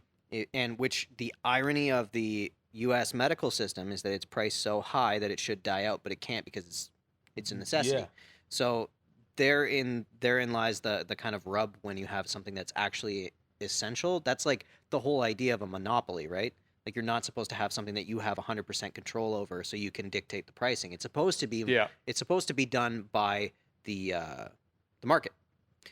But the issue is like with the Yeah, the you- market will bear what it will bear. Yeah. Right. and they're not allowed to have things outside of their monopoly, right? Like everything has to be within their window. So it's like you can't. The reason our drugs are so much cheaper here is because we technically buy outside of the window. We don't go and buy the top name brand drugs as a country. We buy generics. We buy knockoffs, basically. We buy the knockoff Louis Vuitton bag of Louis Vuitton bags. And that's why it's so much cheaper for us. So, like the cell phone market thing, it's going to change eventually because someone's going to come in and they're going to upset the apple cart because capitalism in that respect would win Mhm, out. mhm. I'm waiting for Elon's next thing. Well, the, yeah. The term I for mean, the cell phone industry currently, if we're still on that topic, is an oligopoly. yeah, Yes. oligopoly. Yeah. Yeah. So a monopoly is simply one institution has That's a control board game, the right? entire market. Oh yeah, it's a board game. Oligopoly. Yeah, oligopoly. The 2020 monopoly. Yeah. Well, Yeah. at the beginning, monopoly is an oligopoly. The Right. goal is to have the monopoly. That's how you win, right? Accurate. But an oligopoly is when a limited number of participants completely control the market and account for 100% of the market share. Yeah. Mm-hmm. Gas And- stations are the same So thing, right? Yeah, because you similarly. can like they all are running a profit, so it's like the cheapest guy wants to do the cheapest gas. You just cut your margin a little bit. For example, when because we have three major carriers in this country, Yeah. and then they each have one or two like Subsidiaries. sub carriers who operate on the exact same towers, the exact same network, and when one of those changes, they all change. Mhm. Yeah. When something changes in how they have a plan, how they sell you a cell phone, how they do what they do, it all changes amongst all of I them. just think that people like those options, though, right? It's like brand loyalty. Like That's right. It's like, oh, fuck these guys. I'm going with this. Even though one These brand guys is gave the me a same better as deal. the It's like rest. literally like the guy at the top of it's just like, yeah, Yeah. sure. It's all just the same cola. Meanwhile, It's just got a different face. the only deal you can get is by being with a company for a while and then going to their retention department. Sure. When I got my latest cell phone, Mhm. my 11 or whatever, the iPhone Pro, I think it was 11 Pro. I got, I think, 5 times the data and unlimited data, which is like once you run out of that data, you still have data, but it's slower, so you don't ever have any overcharges anymore. And it's a way better phone, and it's a smaller bill. Like I was like, what happened here? How come my old phone was costing me more and I got less stuff? I've had that happen so many times. It's so weird. Where I'll go in and they'll be like, "Oh, you're on a terrible plan." Yeah, I'm like, well, why didn't you thought let it was me on know? a good plan. I get that with my internet too. Yeah. Sometimes I'll call them and I'll be like, hey, what's the new internet thing? Because they won't just update you. No. No. So you'll just be running on something old and terrible. Yeah. Mhm. And it's more expensive than the newer, better thing. Yeah. It's like, how come you don't just bump me up? See, Well, I've- because they would lose money. Sure, but like if you have like 5 new products on the market, I'm using something from 5 years ago, feels like 50 years Mhm. ago. Why are you doing this to me, guys? Come on. Yeah. here's a hint though for all viewers and all people: buy your cell phone outright. Yeah. Don't go with a contract. So I've never called them and had them offer me a better deal. I've always called them and like, give me your retention department. I need to talk to somebody who can help me out, or I'm leaving. Blah blah. Even the retention department is like, how did you get on this deal? We do not offer this to people. How did you get here? Yeah. Well, I want better. Yeah, I want better. You should be I- paying me to use your network. That's it. I had a friend that he did that. He just would buy his cell phone outright. He Yeah. wouldn't have and he wasn't able to make phone calls, but he had other apps. My that he last could- contract was 2005. Right. So he is a little bit like you in that he has no roots. Or Mhm. at least you have some now. Yeah, right? yeah. But like his whole life, he's just kind of bounded around. Mhm. He'll spend small stints in places, Mhm. and then he's gone. Yeah. And then you won't hear from him for 2 years, and then all of a sudden he'll text you. Yeah. Poof, he's here now And you're for like, 6 months. What is happening? Like, he actually just texted me for the first time in 2.5 years Sunday night, just randomly about the Trump COVID stuff. It was like he just wanted someone to talk to about it. Yeah. It had nothing to do with me Mhm. because I tried to. So how you been? What have you been up to? And ghosted after that. Like He's he like, didn't. "Oh no, I wasn't here for that." Yeah, and like I don't care. I'm not like, oh, well, I'm hurt. No, Yeah, it's just yeah. this is the way he's lived his life. And there's been times because I have so many roots where I like look at his life and I'm like, I would love a vacation in your life, like maybe a year just living like that. But also I see him as he's lonely and he keeps. It's almost like an addiction cycle. Well, that life is actually more work. It's Yeah. surprising how being on the road, as exciting as it is, and as much as when you're living your normal daily life here, going, oh yeah, I'm just gonna go to work every day, continuously, and I don't see an end to that. I just live here now and do this. As much as that is like a bit scarier sometimes, and the out there living on the road seems more exciting, when you're actually there, it's exhausting because you're like getting different volunteer jobs to live here. You're doing actual money jobs here. You're constantly changing friends. You get to a new country. Sometimes you leave your whole group of friends, go to a different country, and now you're just alone in a new country, making new friends all over again. It's actually a lot of work, but you also don't have a main focus. So you're still getting drunk 4 nights a week with whatever crazy backpacker crew. Well, yeah, this guy was definitely he was in a state of just trying to do whatever, like any new thing. Like Yeah. he really wanted to do DMT, so he went and he finally did Wicked. that. You know, he went to Shambhala. Mhm. Like he was just like, I think it was good for him to do those things, but I still feel like I don't know when he's gonna find what he's looking for. Yeah. Yeah. Because he just keeps packing up, moving, packing up, moving, and I don't think he's. Oh, I love adventuring. I just think he gets sick of where he's at, and then he takes off. I've got some friends stuck in that cycle, but so I've actually thought about this topic a lot. And what it always boils down to for me is realizing that as humans, we're never quite content. Oh Because yeah, like I've lived both lives quite thoroughly, where I've managed to go back and forth, where I get really embedded in a certain lifestyle and then completely change it. So I get to truly observe myself in each situation. And often what it is us as humans, we're not built to be content. Humans evolved, got to be here, whatever you want to call it, via dissatisfaction. oh for We sure. got here Yeah. by always craving more, by always needing more. That's like you said by- last time. Anyone who thinks once they get what they want, they're going to be happy. That's one of my favorite quotes. Yeah, Yeah, the biggest mistake you can make is thinking that once you get what you want, you'll be happy. yeah, Because that's never ending. not. The destination is the journey, man. Mm-hmm. And the sooner you learn to relax and enjoy what you're doing today, the sooner you're going to have a fulfilling life. For sure. Because that's all you get. All you get is today, and learning to enjoy today a bit. Actually, Kevin and I were having an interesting discussion yesterday about mental health. Uh-huh. And I have reasonable mental health. I've never been medicated for mental health. I have my down times, I have my high times. I just do my best. And we're having a discussion about medication, particularly, where medication gets people, especially people who got on it at a young age, gets people used to always needing to feel here.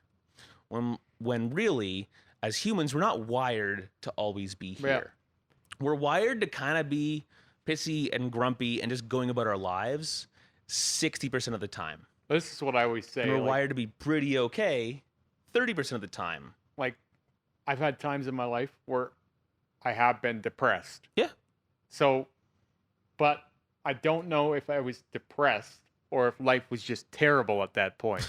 You know what I mean? Like Sometimes life is terrible, well, buddy. 'cause some people like to think that, oh, I'm in a depression, right? Mhm. It's like, no, your father just died, Yeah. or no, you just lost the love of your life.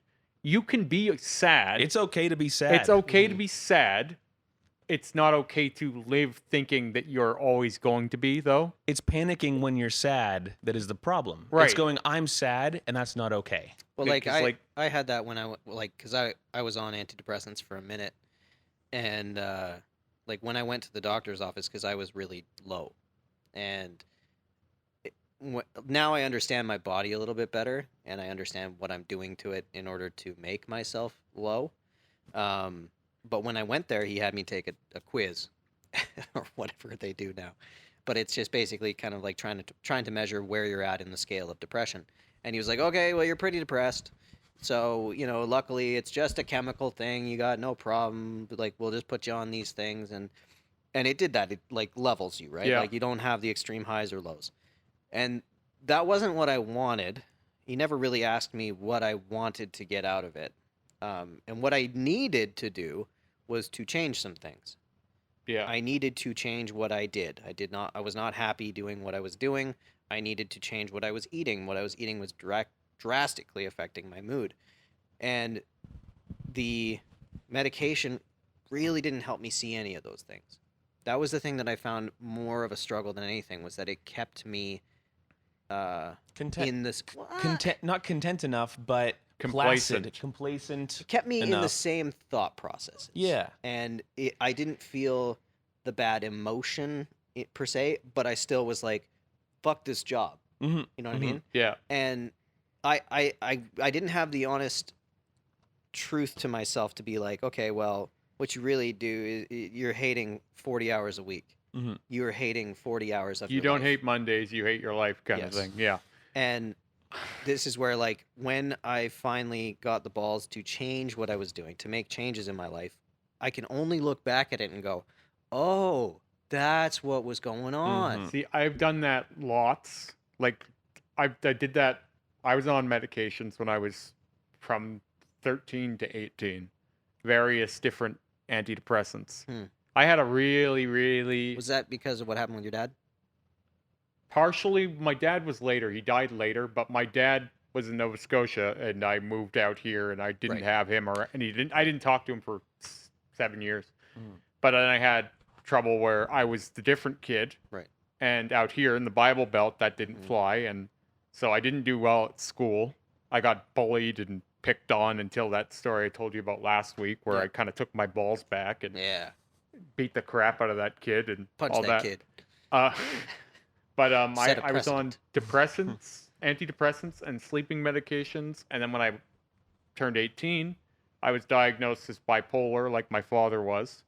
And I was talking to this quack doctor, and he was asking me if I seen the devil and all these crazy things because of my look was darker, right? I was Right. gothic, and Yeah.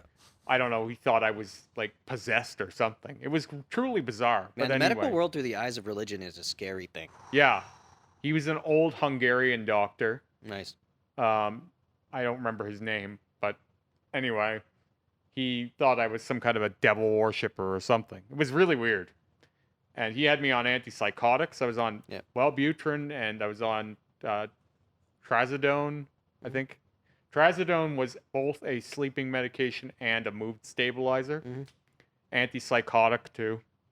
And I remember I just one day had enough of all of it because I just felt like I had no energy. Libido was nothing. Yeah, Mhm. of course. At 18, I had no. I didn't even want to jerk off at 18 That's years old. insane. You know what I That's mean? nuts. I think Or you need to be not nuts, I 21 guess. years old before you should be allowed to be on any of these things. Sure. Like it's Yeah. insane that we're screwing, because that's all it is. We're screwing with kids' chemical balance in their heads Yeah. while they're still figuring out who the fuck they are. Meanwhile, you're supposed to have a weird time in your head when you're 15, 18 years old. Yeah. It's supposed to be a confusing, where I'm- weird, sad, grungy time. This is where I'm like, was I depressed or was my life just kind of shit? Yeah. Yeah. And then it's like, well, yeah. And people are like, oh, it's not okay to be sad. That's the problem. is okay to be That's sad. one of the worst things that we've done to our society. Yeah. Yeah. That it's not okay to be sad. No, you should be happy and All the excited time. and living your best life That- today, that term- right now. Living your best life drives me Ooh. absolutely Don't get me up started the on wall. that. I love it, but I hate it for the same reasons I know. Well, like, what your best life consists of is it's like a balanced meal. here's You know what I my, mean? Like, my best life. I'm in sweatpants. I'm, Yeah, yeah. well, like what it tends to imply is it's that expectations. is that you should avoid all tragedy. yeah. It's yeah. saying you should be a rock star today. Yeah. I've had a Living my I've had a best couple life. manic relationships in my past.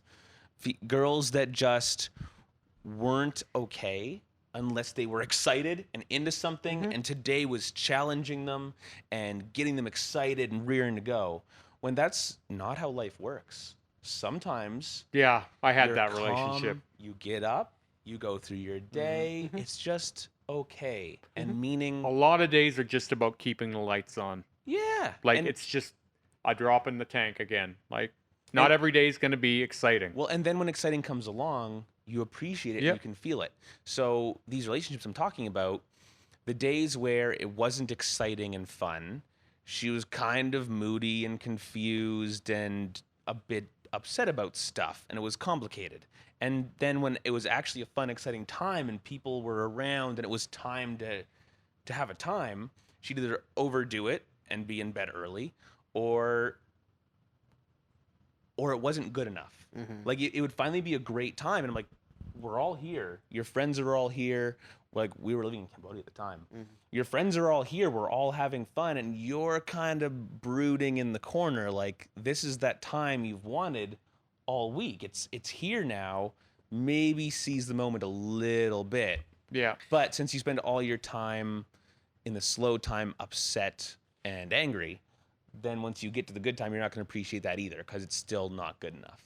Yeah. Well, what could be at that point? That's right. Right. You've been building up this moment for so long. When it finally arrives, you can't help but be disappointed. See, Well, I mean, that's also how we got to where we're at societally. Yeah. So Yeah. it's Discontent of- is built in. part of me is like, I wish that we would learn it. I wish that we would talk about it. I wish that we would put this into the regular sphere. But at the same time, there is like Elon Musk made $186 million, which he invested into all different companies Mhm. because of that feeling. Mhm. And I have a hard time arguing with that. You know what I Yeah. mean? Because in terms of what it does for progress and what it does for our society, that discontentment that is horrible also puts a lot, like if you can use that as a fuel source to put it into innovation or to something about your life, then all of a sudden it becomes But it jet fuel. manifests in Mhm. different ways for different people, Right. Yep. right? Like, for me, it's like I've always said I have an incredible drive, but my direction is never quite what I Mm. want it to be. Like, Mhm. we were talking about how you can Google how you can find out anything. Like, Mhm. you could technically Google how is this done? How is this thing made? But Speaking of getting your which, 1957, frisbee, yeah, it was a pie factory, frisbee pie factory, that they were going out of business or something like that, and a college campus were using their frisbee tins to toss around as games. I'll take And it. then Pretty a close. toy I'll fucking take it. manufacturer, Whammo Toy Company, made them after that in plastic. so you can Nailed it. technically figure out anything, Yeah. Mhm. but you have to You get can Google how to Google things more Right. effectively. So you can technically do all of those things, but only if you have the drive and the direction to. Yeah. So like for me, I always said when I was young especially, I had the best work ethic towards finding destructive relationships. Right? Like I was committed and focused and driven in that direction. Yeah. Right? And Yeah. so like I was serial monogamist for bad relationships. Mhm. You put right? the time in. And Yeah. now I've turned that into like the tattooing and all that stuff. But like, if I could have got my wheels in the direction of like an actual career or Yeah. furthering myself, some like who knows where that drive could have taken me. But I had no ambition to do those things, right? Well, I How think do you redirect, like, and care about that? so. There's a problem there's an initial problem with that, in the fact that there are 7 something billion people on this planet and they all can't do that. So I think there's some difficulty in it, because there are people that are going to be able to only do those things, only make their life about their passion, and then there's going to be people that can't, and there's going to be everything in between that. Yeah. And I think it's more of like, you have to make the decision that you are going to be one of those people, and that you're going to find that passion and direction. Because Well, I think like sometimes I think we like, this is something that like I've been talking about a lot with Nicole, and like, how do you find something that you want to get up and do? How do you find something that's not an imposition, not a you have to go here? Like, ever since I moved into this career, I have never been like, oh, I don't want to go to work. Yeah. Not one That's what time. you told me this is the first time you've ever gone to work when you don't have to. Yeah. Yep. I'm here now. Yeah. Not getting paid. Yeah. We're here at my job, and I'm stoked about it. Yeah. And I came here yesterday. I didn't have to be here yesterday. Yesterday I showed up here for an hour to just do some paperwork stuff, and it's Kevin's day off, and I roll up and there's no one here, just Kevin. Yeah. Kevin hanging out. Yep. Mhm. And like I hadn't, like, so what I had always viewed a job was this idea of like, okay, I do this thing to enable the other thing. So I did This is fuel for my car. yes. Yeah. Because like for me it was always like, oh, I have this musician thing that I have to do on the side, and everybody's told me that I can't do that by itself. I have to do this so I can do that. Yeah, your That's what musician everybody thing is is told. my Remy. Yes. Really, Yeah. like that's Mhm. what it is. That's how I view that. That's Yes. how I group things. Yeah. Like my friend does a stream every night, Mhm. and one day that might pay his bills, but for now he has to do this job. Yeah. Right. We all have that other thing that we work, and then this is what we're living for. Yeah. You know what I mean? Like it's we can't have just the dream. We have to have this to sober it. Right. Mhm. Someone sober has to drive so that I can party at night. But my confusion was like, that you had to not find enjoyment in the main thing. That was the like, because then all of a sudden That's the challenge, You were never man. expecting to. no, and I had that for everybody. That was an example of someone like I remember when I was first starting out and I was like teenager. The examples of my employees that were around me that were kind of inspiring me were people that did that. They had their job, they were there, they kind of hated it, they were stoked to get out of it because they had this other thing that they were doing. Yeah. And I learned that. That was like oh, this is how life is. And like my dad was not a very good example of that because he managed to put that into his job. Like I don't know how he managed to do it, but he was a teacher, and then he also managed to get into the music thing, and he did a choir. That was his thing, choir and a jazz choir, and they were like they were world renowned. So he managed to kind of sneak that in to his regular job. So I don't know how I didn't think of that sooner with him as my example for that's a possibility. But it took a long time for me to let go of the idea that I had to hate my job. Like honestly, it like there's I think a lot of people, at least in my mother didn't have like a big hobby in her life. My dad did. My dad was depressed and he worked at factories. That's my dad. He liked metal music, as we've talked about. He had a couple bad relationships and he never got over my mother. My mom was a full-time mom and worked 2 jobs kind of thing. Yeah. So when she had free time, it was scary. She's just now figuring out what to do with her spare time. Yeah, I wouldn't doubt it. So I think a lot of people are so preoccupied with just getting through life that they never actually figure out what they enjoy. Yeah. And so they expect that everyone else will do that too. So like my mom sees me as most like her because I have my son and all that, and I've been a really responsible person. So she projects her sort of her way of living on me and expects everything I do to be about my son. Like all of my life has to be formatted around being his dad. Yep. And when I do things just for me, it almost doesn't make sense to her. It's like, why would you do that? I wouldn't have done that. I would have done this for you guys, you know? And I'm like, I'm not ready to not live my own life just because I have a son. If you didn't have the option, it'd be different. Sure. But if you have the option to do both, and you can find the time to do both, then it can be perfectly healthy and reasonable. Right. But like, I feel sad for people that give up on themselves. Like, they're just like, I'm just going to work this job and exist. Yep. That is the most horrifying reality to me. And I see so many people living that way. You know, it's people not thinking that they have value to themselves. Some feel they don't deserve it. Yeah, that's where I was at for a long time. I constantly battle that thought of like I have to fight to exist. Like I'm here. I have those days. Yeah. But like at the end of the day, I realized that my struggle is only as important as I think it is. Just the same as anyone else, right? Yeah.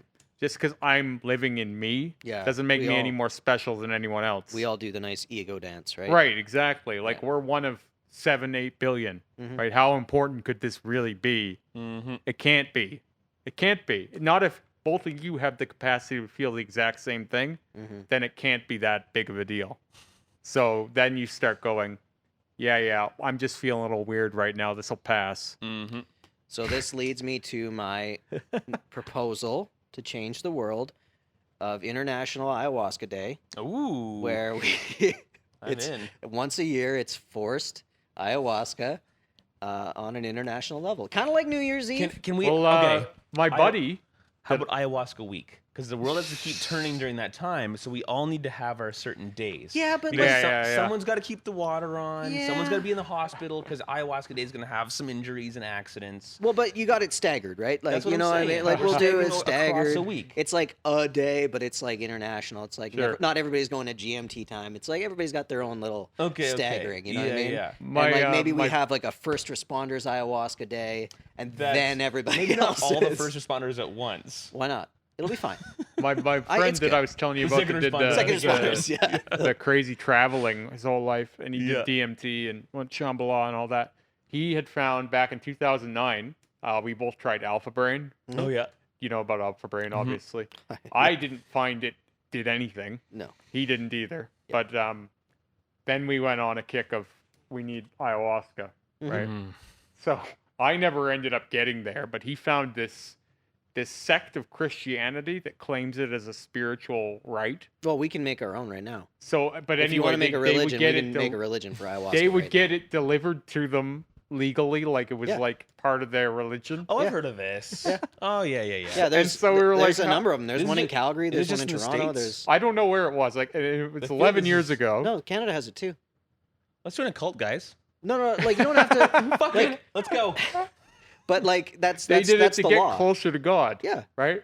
it's So a I'm like- ceremony, which like that's the direction that a lot of research is pointing right now. It's psychedelics. Sure. Like I don't know if you follow the MAPS stuff, but I what they're have. Yeah. what they're doing with MDMA and ayahuasca and Yeah. psilocybin and things like that. Like Canada's real close to psilocybin being medicinal.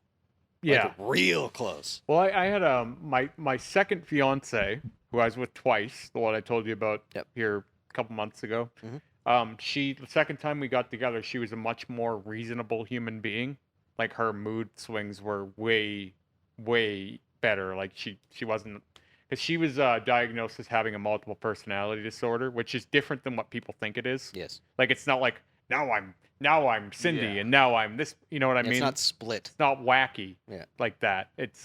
She was molested when she was young, and so she had this armor that she would put on sometimes where Yeah. she was almost like a stronger version of herself, and then she would have no vulnerability, right? She would Mhm. get that way when she felt threatened. Mm-hmm. So when you were arguing with that person, it was like there was no emotion at all. Yeah. But then what was actually inside there was a very scared human being that Mhm. was taking on this defense mechanism.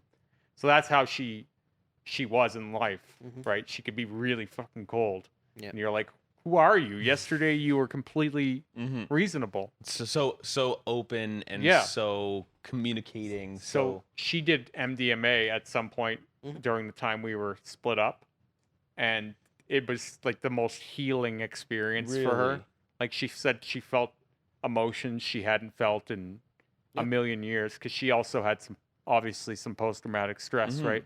And it just melted all these kind of walls that she had built up. Incredible. Well, And what she they're had to- finding is that it shuts off the self-judgment Yeah. Mhm. because Well, you learn to love yourself. well, not even that you learn to love yourself, you just learn to say the things that are real without judgment.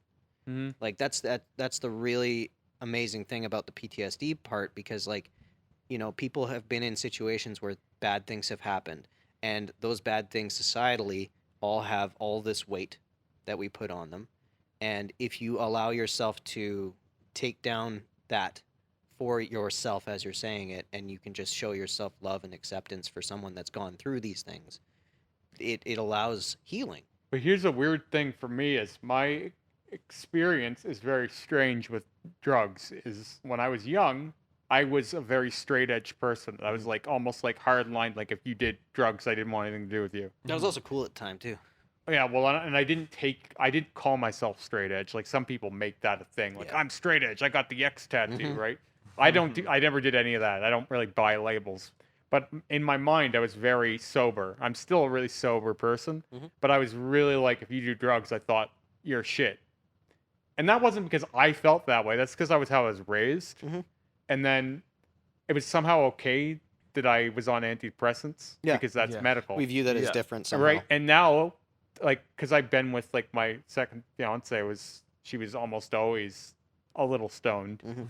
and she was so much better that way than she was normally. Like, Mhm. and I don't mean to say she was a terrible person, but like, it was almost like self-medicating, right? Yeah, And so I absolutely. got to see like, hey man, this isn't what people were trying to tell me it was, and in fact, the stuff that I was on was much worse. Yeah, Yeah. absolutely. Right, it but I is.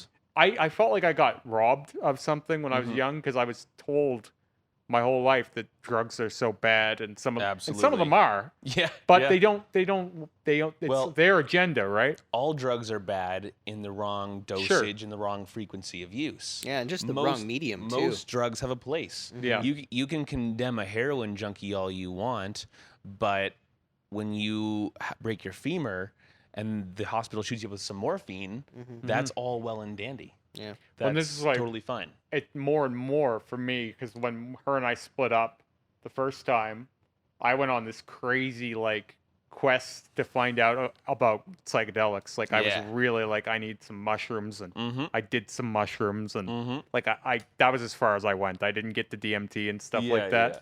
But like I did that stuff because for me it was like, not only do I want to completely break this paradigm of drugs are wrong and all that Mhm. shit, but I also want to know what it's like, and I want to get some of that insight myself.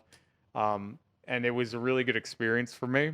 It's not something I need to do all the time, No. but like I'm happy that I explored that because I felt like I got shortchanged. Yep. Like my scope on things was limited by what people were telling me when I was young, right? So that was weird. I always think it's similar like with religion, with kids that grow up with religion. I always feel like Yes, that's please go on. Welcome Compare to kids religion that and grew up- psychedelics. Well, welcome to kids that grew up with religion. Yeah. and I did for a very small period of my That'll time. be our TED talk. When I was up until I was about 10, we were raised. Someday he's not going to show up, and we're going to have a whole like Oh, religious man. chat. Yeah. It's going to be great. On mushrooms. Well, I was raised Christian, and if you don't clean your room, you'll go to hell and all this junk, right? But that didn't last with me and my brothers for very long. It was all kind of over and done with by the time we were like 10 years old. But anyway, I've always thought that when you raise a kid with these kinds of, you're telling them what to think, you're not letting them figure it out on their own. It's like brainwashing, right? Mhm. And that's It what happened to is. me with drugs. Yeah. Like the whole like weed is bad and don't do these things and this will make you a bad person. It's like, why didn't you just let me grow up and figure out shit on my own? Like, So, like, the thing that I would say is with religion, the thing that I got as a kid. So, I think you had the veil pulled back from your parents of like, okay, they're humans when you were young. yeah, really young. And with most religious people, the keeping up of the veil is really important.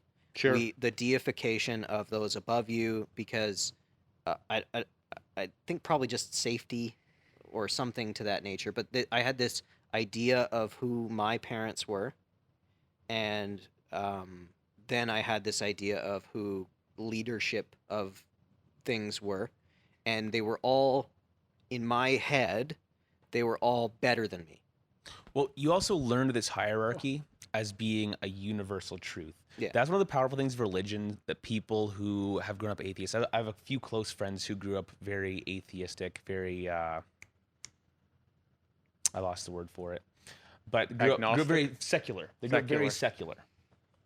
And what they can't understand with a religious person is that when you grow up with this, you're taught your whole life that there is a certain universal law, and universal law being a natural law, something that isn't just like, oh, we decided this because like we got together and figured it was a great idea. No, universal law being the thing that made you, me, the universe, and planned all of this out, has decided that this is the way. Yeah, it's And absolute truth. Yeah, once your brain is wired to accept and look for absolute truth, then all the structures around you seem permanent, immovable, and completely sacred. So And correct. And correct. Yeah. when I think about what my childhood was like, to contrast all this structure, I told you before, Lee, he's always told me, write an autobiography, right? And I started writing my autobiography a couple times. It always starts at the same point.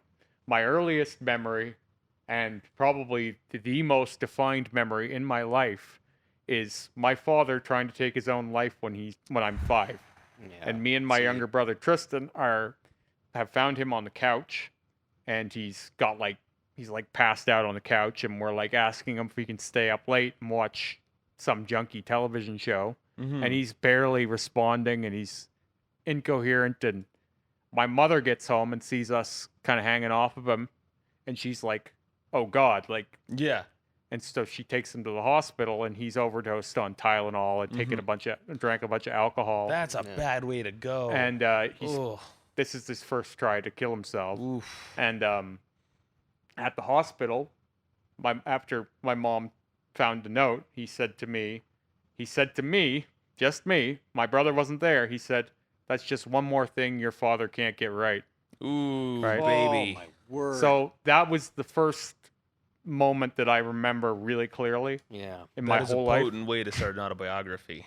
Yeah, so that's where my whole life was chaotic from inception. Yeah. Because like even before that, he was depressed, and then after that, my mom divorced him because he can't be around the kids anymore. But he was still trying to come to the house to see everyone. So we had these memories of my father trying to get in the house and my mom not letting him in. Oh man. Yeah. And then my mom starts dating this new character, my stepdad, who I don't understand why this is happening. All Yeah, I of see course. is this new guy is replacing my father, and Good times. I have no Wow. appreciation for this, right? Yeah, yeah. So now I have a lot of respect for my stepdad these days, but as a kid, it was like, who Yeah. the fuck are you? Yeah, Yeah. big Right. time. So I fought with him my whole life, and it's actually, I ended up leaving home early because of it. Like, because we fought up until I was 15, 16. Yeah, yeah.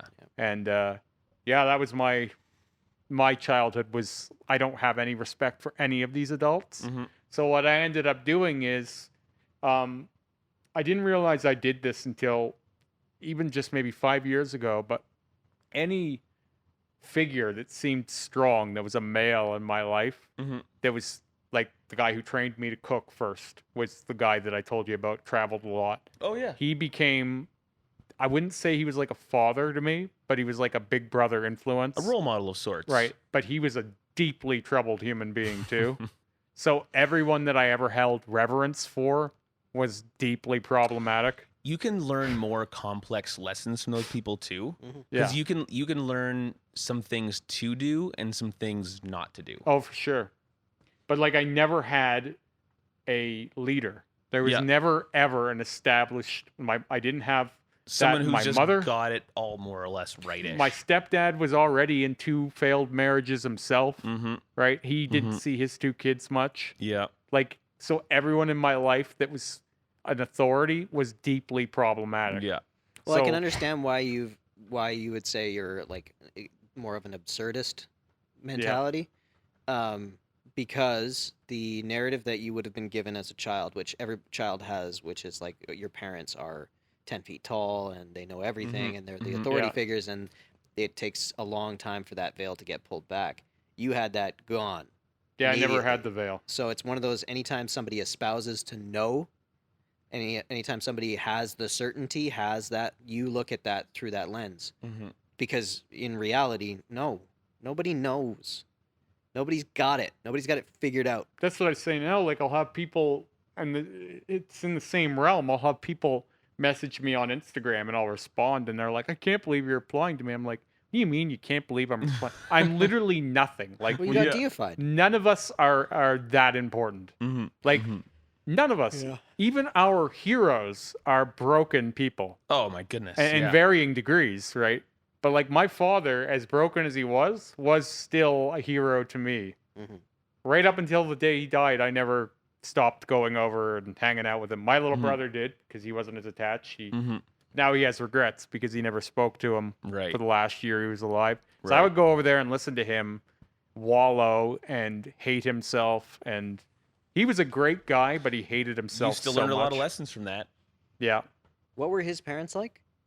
His father was a trucker and almost never around.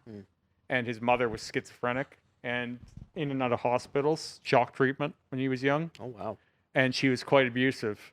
So his father was considered this hero because he stayed with this sick woman and took care of the kids. And that was the folk tale. That was Ivan. That's my son's name too. Yep. So he was kind of like deified a little bit by people who knew him as this good man that took care of his family. But at the heart of that, and what only people close to the matter knew, one of the only people my dad told this to was me, because I was around so much, is that his father was barely ever there, and he was pretty sure he had another family down the road somewhere as well, that he was cheating on his mom, and he had probably another few kids, and because he was almost never around. Yep. But to anyone outside the situation, oh yeah, my dad's the best guy ever. He stayed with my mom, and then my dad was married to a woman that his father didn't approve of when he died. And so when my dad's father passed away, he had a heart attack on the road, and they were at odds when he died. So my father ended up taking care of his younger siblings. So he took care of his young sister, his baby young sister, and his younger brother. And my father's brother got the inheritance, what little there was, and took it, fucked off with it. So left them with nothing, and my dad was kind of left with this bag of shit. Goodness. And then my mom and my dad ended up, they were both in a relationship already, and it didn't work out. So they got together because they were friends when they were young. Mhm. And then their relationship didn't work, and my father just kind of never got over that one, where my mom remarried, and my father just kind of had all these kinds of broken relationships with different women, and then didn't speak to his kids for years on end. And Incredible how life can just get so But- messy. he was like, he didn't speak to us because he thought we didn't want to talk to him. Right. Right. And so people were thinking, oh, he's a monster and he doesn't want to talk to his When kids. if he had a reach out at all. But it was just like, just no ability to express. Mm-hmm. So Well, he you would just had have no- to go to him. He Yeah. just had no value, no self-value. Yeah. You know Yeah. what I mean, that's what ends up happening for a lot of people, Well, right? I need to start setting up, boys. Yeah. So I'm gonna leave you to your conversation. Yeah. I think that's probably pretty good. We Yeah. talked Yeah. for a long time. With that time of That's day. a long conversation. It got a little dark near the end, but it's okay. I think we should pick that up again sometime. Oh, I could There's pull some that value apart in there. for a long time. Yep. It's intriguing. And on the next episode of Remy Show, we talk about our daddy issues. Hey-o. Yeah, everyone always says that. You probably have a lot of daddy issues. Yeah, I don't think you want to hear about that. Yeah. I mean, everybody has. Who doesn't? Yeah, everybody yeah. has something in some way. You know what I mean? Mhm. Yeah. It's life experience. Yeah. Yeah. Nothing to be ashamed about. Nope. We all It is learn what a it thing. is. Yeah. Yeah.